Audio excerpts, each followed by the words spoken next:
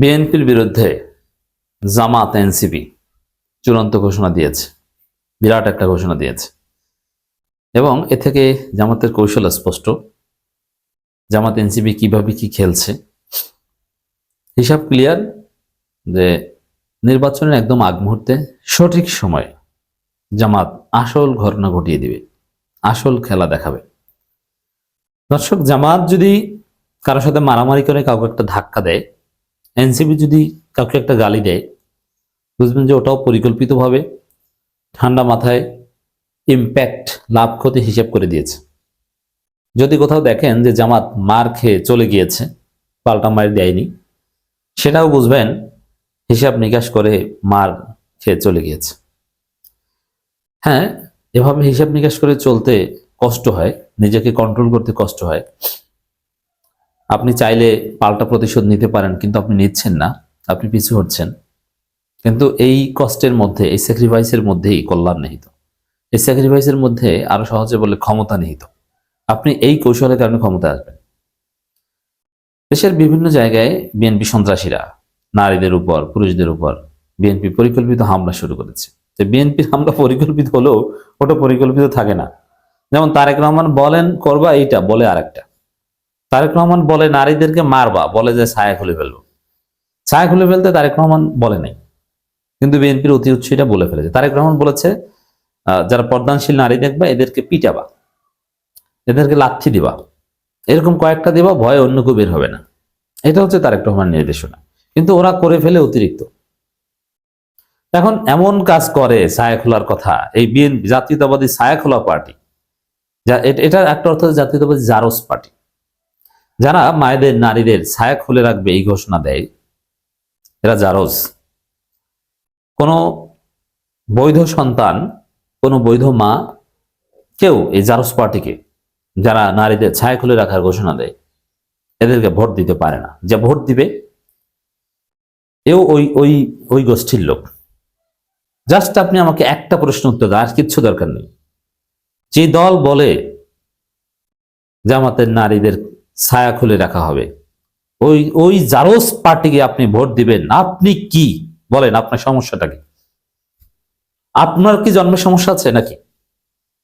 দল করা যায়, বিভিন্ন দল করা যায়, আওয়ামী লীগ করাটাও জায়েজ।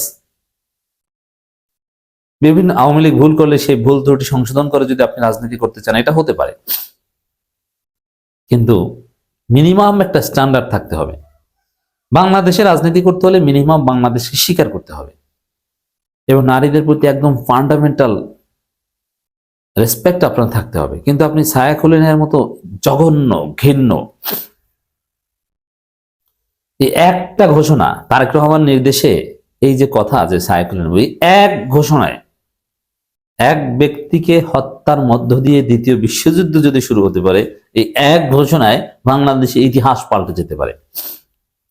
অতএব কি মনে করছেন যে জামাত তেমন কিছু বলছে না? এই ঘোষণা যে দিয়েছে, ওর তো বেঁচে থাকারই অধিকার নাই।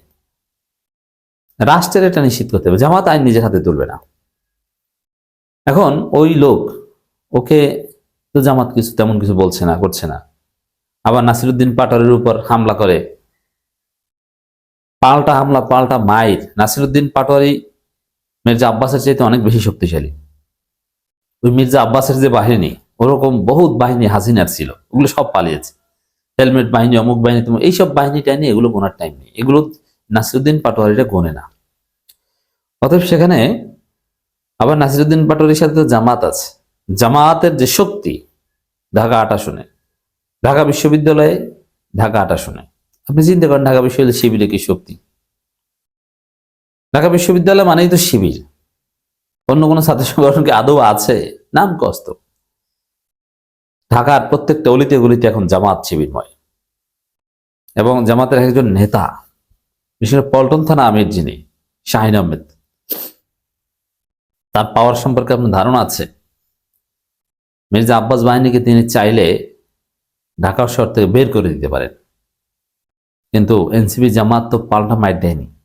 তার সংবাদ সম্মেলন করেছে, তারা বিষয়টাকে প্রচার করেছে, তারা বাংলাদেশের কাছে বিচার দিয়েছে, পুরো বাংলাদেশের কাছে বিচারে ভার দিয়েছে। বাংলাদেশের মানুষ ব্যালটে অ্যাকশন নেবে, ব্যালটের মাধ্যমে। নাহিদ ইসলাম বলছেন আমাদের প্রার্থীদের উপর আঘাত এলে পাল্টা আঘাত হবে। এই যে পাল্টা আঘাতের কথা বলছেন, এটি আমার আলোচ্য বিষয়। একই সাথে এই নাহিদ ইসলামই বলেছেন নাসিরউদ্দিন পাটোয়ারির উপর হামলার সাথে মির্জা আব্বাস জড়িত এবং তারেক রহমানের সম্মতি রয়েছে।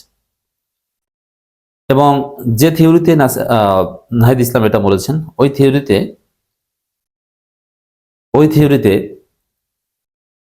নারীদের ছায়া খুলে নেওয়ার যে ঘোষণা, নারীদের পেটে লাথি মারার যে বিএনপির পরিকল্পিত কর্মকাণ্ড, এগুলোর প্রতিও তারেক রহমানের কোনো না কোনোভাবে সম্মতি রয়েছে।